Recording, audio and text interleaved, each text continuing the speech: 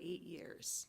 She works with all ages, but specializes in geriatric disorders affecting the elderly with dementia, strokes, Parkinson's disease, and other various diseases.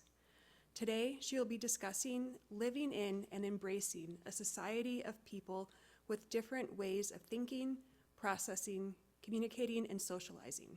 Please welcome Grace.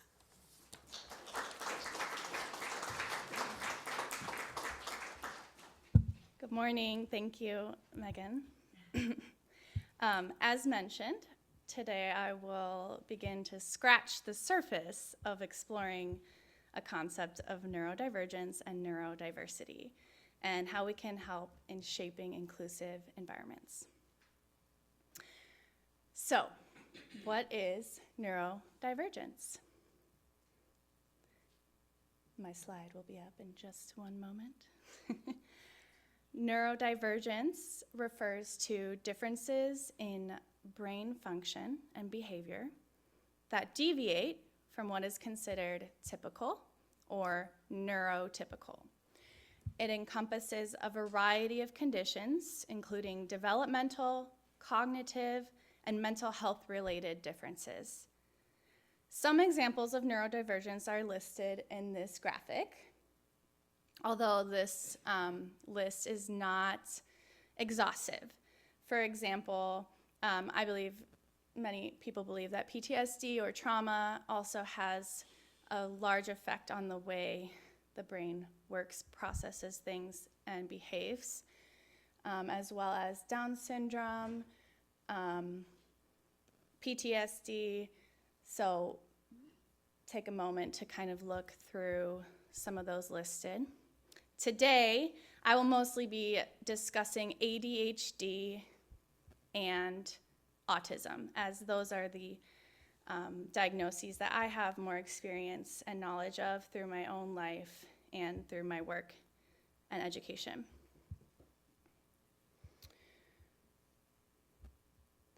Neurodivergence is not a medical term. It's more of a culturally accepted umbrella term for those with these types of diagnoses, and it's estimated that anywhere between 8 to 40% of the population could be characterized as neurodivergent. Next slide. These conditions are often interconnected in symptomology and may also co-occur. For example, sensory processing disorder or auditory processing disorder often co-occur with autism or ADHD or really any of them. Some are often also misdiagnosed as one, such as you have anxiety, when really it's ADHD or autism. Or perhaps masking is causing significant anxiety and therefore they are co-occurring. Masking is behavior where someone hides or suppresses their true thoughts, feelings, or behaviors in order to fit in with others or keep themselves safe. It can be conscious or an unconscious strategy. Many of these are on a spectrum, which means they can vary in the degree that it impacts your life and or functioning and the amount of support you might need. It's highly heritable,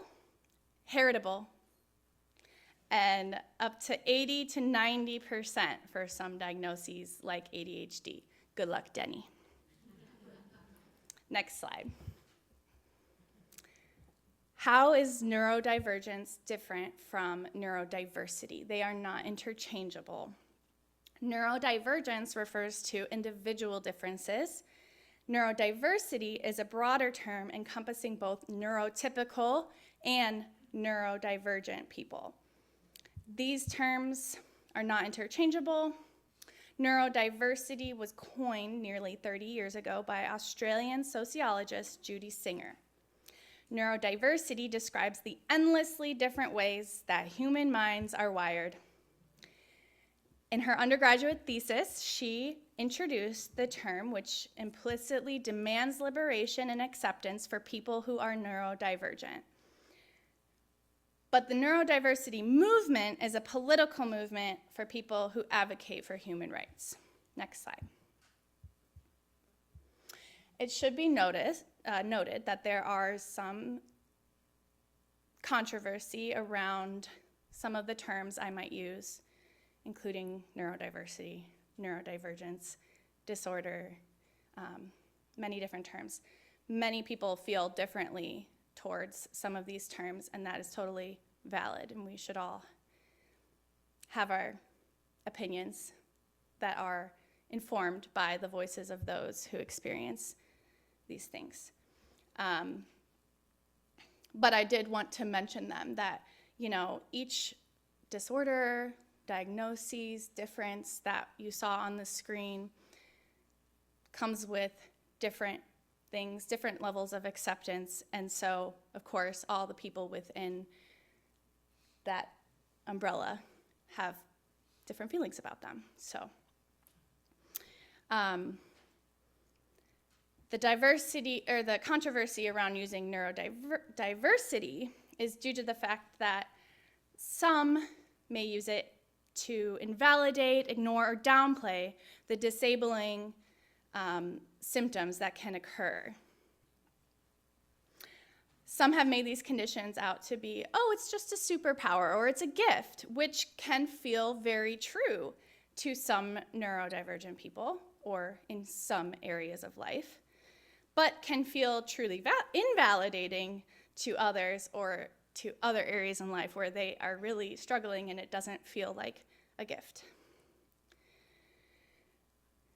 However, on the opposite end of the spectrum, pun intended, medical or academic spheres characterizing neurodivergence, particularly autism, as a medical disorder or pathology, ignores that a core reason it is disabling is due partly to socially constructed norms. Ways of socializing, dressing, behaving, or even earning an income are highly geared towards those who are neurotypical. I personally appreciate having an umbrella term for those of us with an atypical brain functioning, and I'm under the nuanced personal opinion that I can view my neurodivergence both as a gift in some respects and as a hindrance in others. I've even heard of others who it was a significant disability for part of their life, like when they were in school, but that it's no longer disabling to them now that they have the ability and freedom to curate their career, home life, social sphere to fit their strengths and maybe avoid the things that are more difficult for them. Or perhaps their symptoms are better managed with years of learning coping mechanisms and strategies and/or medications. As you can see, it's a truly complex and nuanced topic, which I could discuss the controversy around for another sermon or three in and of itself. Semantics will never truly encapsulate each individual experience, but ultimately, no matter how you feel about it, all people, no matter the way their brain works, deserve to be treated with respect and understanding. They deserve not to be infantilized or discriminated against, and they deserve to have their needs met despite the amount their brains and behaviors allow them to work or socialize in this society. They deserve their condition to not be so stigmatized or feared that parents avoid protecting their children from deadly conditions because of an unfounded and fraudulently spread fear that vaccines will cause their children to acquire the scary autism. I encourage you to explore this topic further, listening to a variety of voices of neurodivergent people. If you are interested, please talk to me after the service and I can provide you with several resources or articles to share and explore, including, which I forgot to mention when I finished reading the story, on the back of this book, My Brain is a Race Car by Nell Harris, there are thank you, Cody. There are several mindful activities that you can practice or teach your children.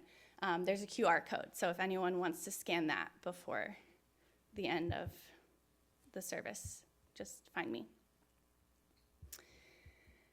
All right, so we're gonna get a little more personal, and I'll talk a little bit about my journey with ADHD, attention deficit and hyperactivity disorder. Next slide. I, like many others, particularly women, was late diagnosed, despite the fact that this is how my mom manages the household. As you can see, they're all crossed out, so you can't really read it, but those are all the tasks she needs to do during the day. And in between are sprinkled with things that bring her joy, like doing her puzzles or reading, doing her Bible study, doing laundry, making the bed, doing Christmas cards. Those are everything that's crossed off. She does a really good job of crossing things off. She doesn't want to see it once it's done. And the numbers is a very complex system of how she achieves these tasks. She will work on it for 1 minute and then move on to the next task for 1 minute and the next in chunks of 4. Then she'll go back and do another one for 2 minutes, 2 minutes, 2 minutes, and add another activity for 1 minute. Go back up. It's very complex. She's a genius, obviously. And she has managed a household of 5 children with undiagnosed ADHD, shocker, until she was 42. This way gives her like the dopamine to get the task done because it's a game. And a lot of times with ADHD, it's really hard to get something done unless it's like super interesting or fun, gives us a dopamine hit, or there's severe consequences like you're gonna fail out of school. So we talked about it being very hereditable, so it's no surprise that I learned from her. My mother's beautiful brain. Thank you, Mom. She'll watch it later.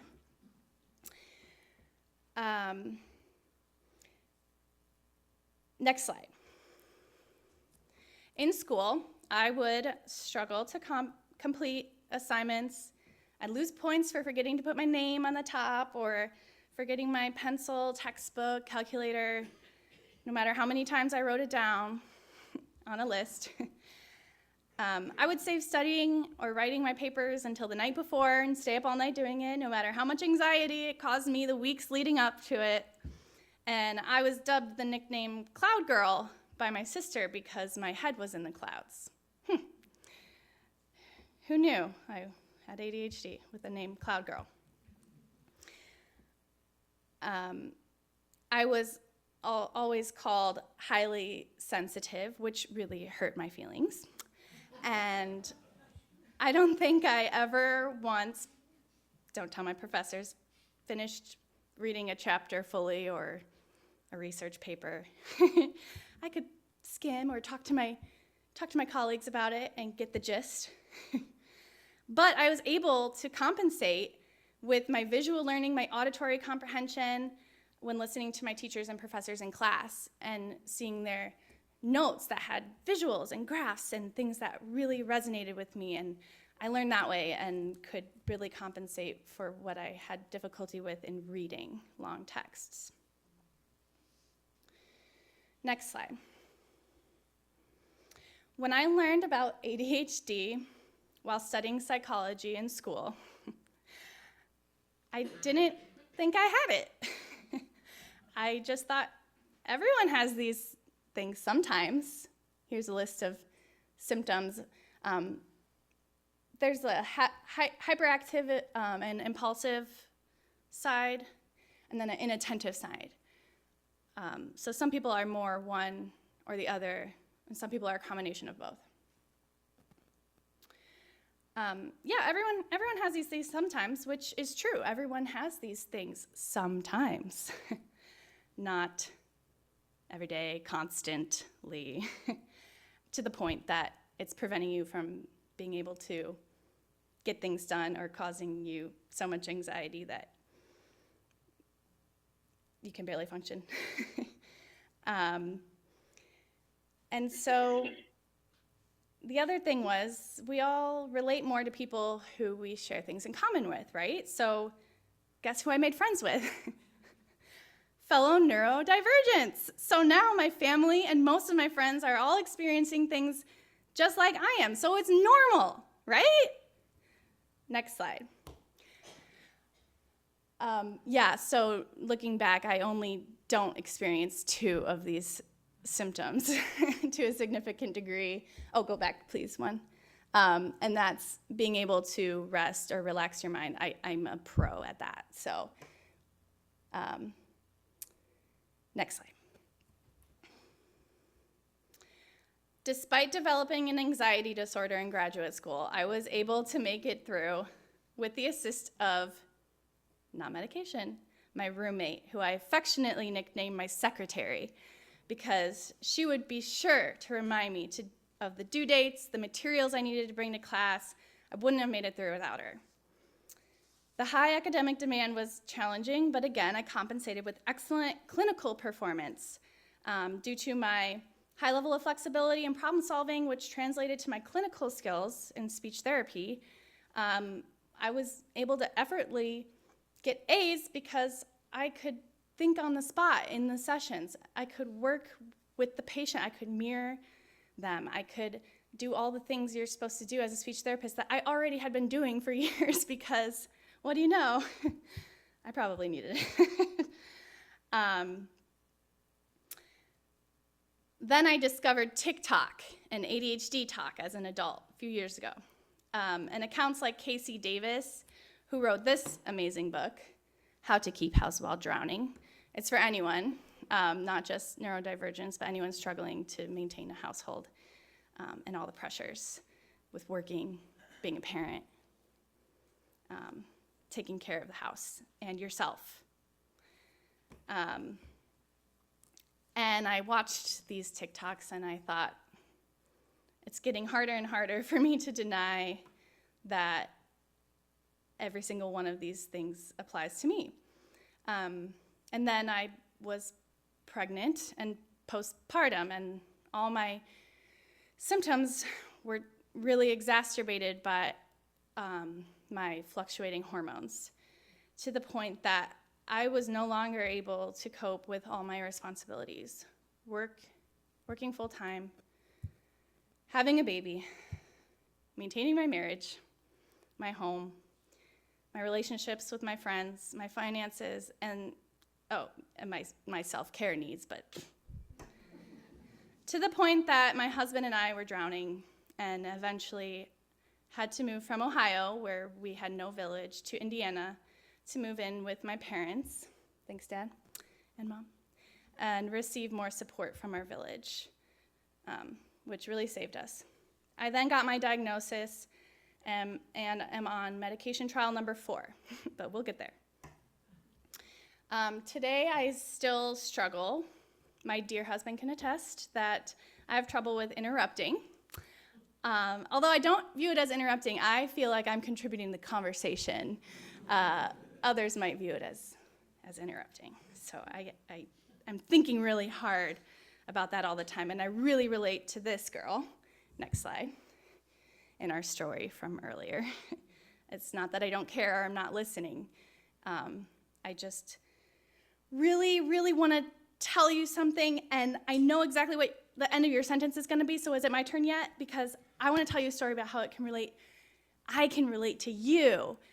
Next slide. But I don't want you to think I'm usurping your story. I'm just empathizing with you.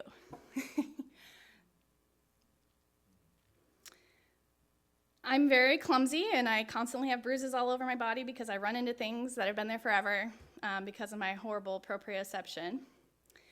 And next slide.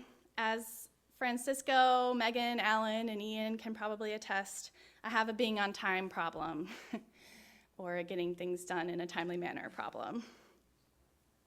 Working a 40-hour week leaves me physically and mentally exhausted with not much left to give by the time I get home, which leads to struggles in maintaining my home, hygiene, and personal relationships. But understanding my diagnosis, finding a community of people going through similar things, investing time in learning new coping and compensatory strategies, and removing some of the shame and imposter syndrome that came along with it, I believe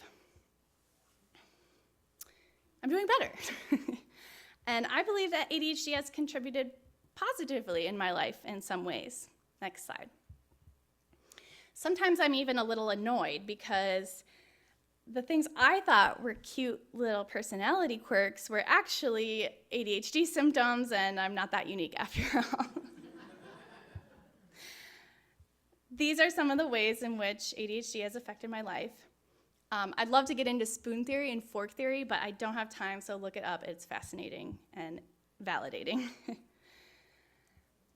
Okay, so enough of the positivity. Let's get back to depressing statistics.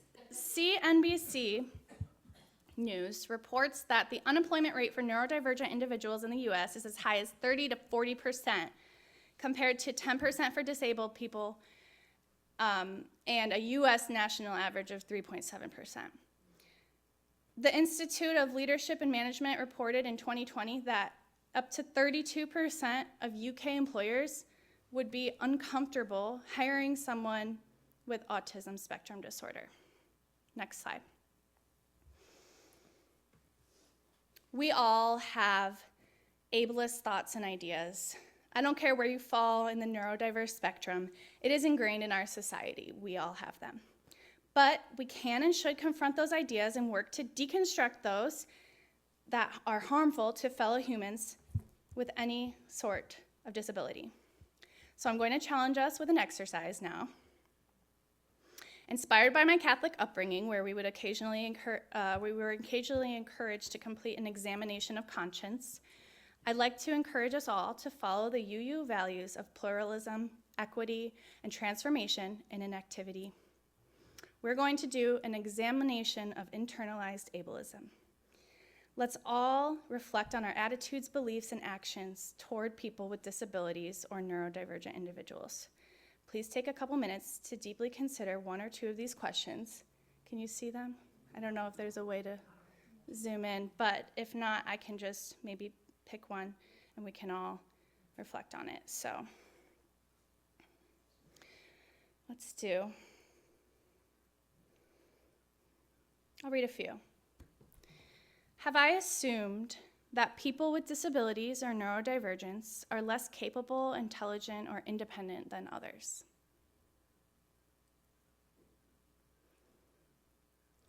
Have I considered the accessibility of spaces, events, or resources that I organize or participate in?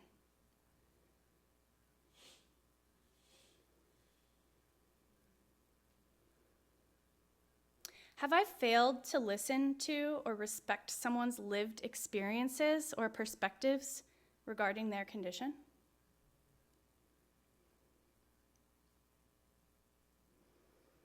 Do I support media, workplaces, and communities that include and represent disabled voices authentically?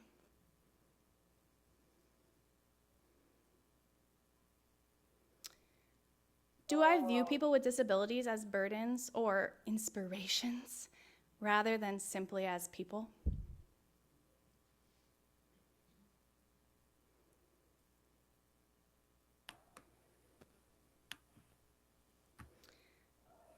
How can I educate myself about the experiences of disabled and neurodivergent individuals?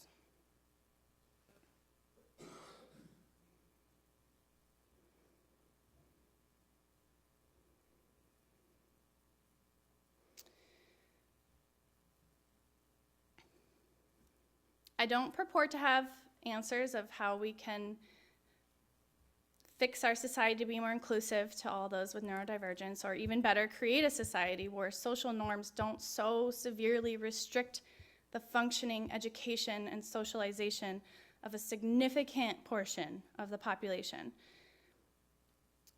But by examining our own ableism and working harder to be more accommodating in our lives, our workplaces, our homes, we can start there.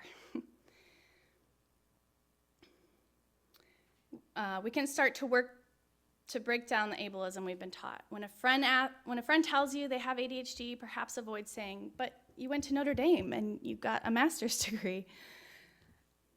You don't know the hurdles and the anxiety I went through to get there despite my disability. If someone tells you they have autism, stop yourself from saying, but you make good eye contact, or even worse, no you don't.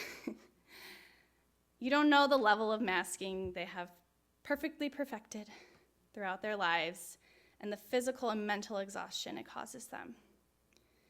Avoid phrases such as, my OCD won't let me go to bed unless I do the dishes.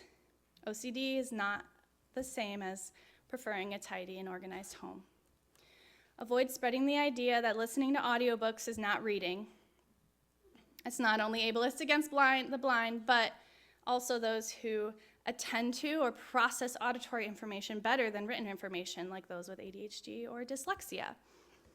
By examining our biases and choices, we can work toward a more inclusive and equitable mindset. Small intentional changes in how we think, speak, and act can contribute to a society where all individuals are valued equally and empowered to thrive. Thank you.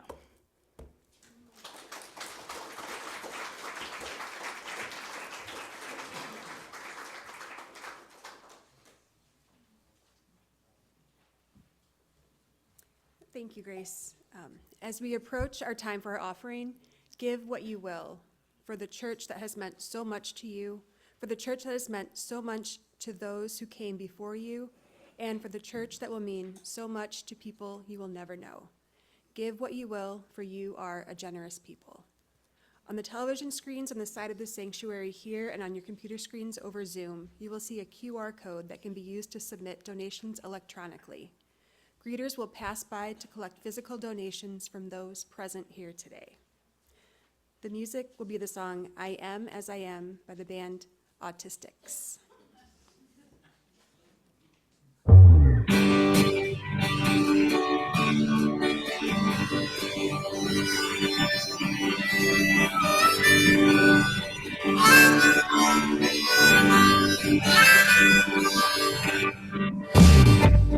My understanding is not very good. I wonder if people enjoy my company. I think they do, but I could be wrong. I was told that I'm awkward, and I was told that I'm not very clever. I think they knew that they were wrong. I am as I am, I am as I am, I am as I am, I am as I am, I am as I am, I am as I am, I am as I am. I take my time to figure things out. I like to think what it's all about. I think I know that could be wrong. When I stare, it's 'cause I dare to stop and see what is all around me. I think I know, but I could be wrong. I am as I am, I am as I am, I am as I am, I am as I am, I am as I am, I am as I am, I am as I am.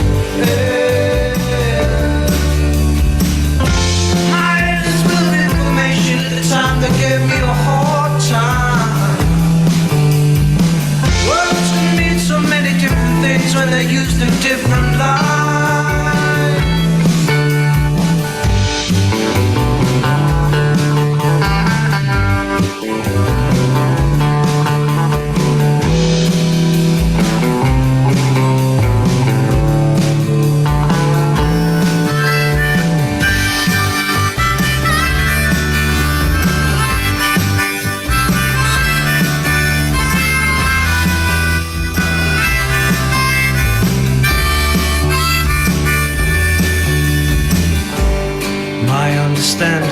It's not very good.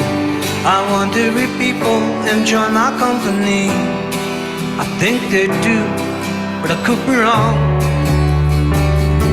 I am Messiah, I am Messiah, I am Messiah, I am Messiah, I am Messiah, I am Messiah, I am Messiah. I am Messiah, I am Messiah, I am Messiah, I am Messiah, I am Messiah, I am Messiah, I am Messiah. I am Messiah, I am Messiah, I am Messiah, I am Messiah, I am Messiah, I am Messiah, I am Messiah.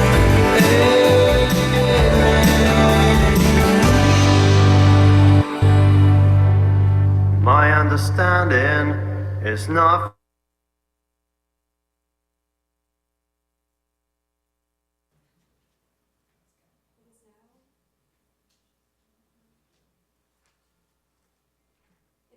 Time for joys and concerns.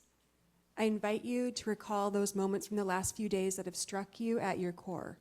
If you would like to share those moments with us, take one of these snowflakes created by our children and place it into the bowl of common experience, and use the microphone to tell us your name, your joy, sorrow, or concern. So that there is time for all to share, please limit yourselves to just the highlights and tell everybody the rest at the coffee hour.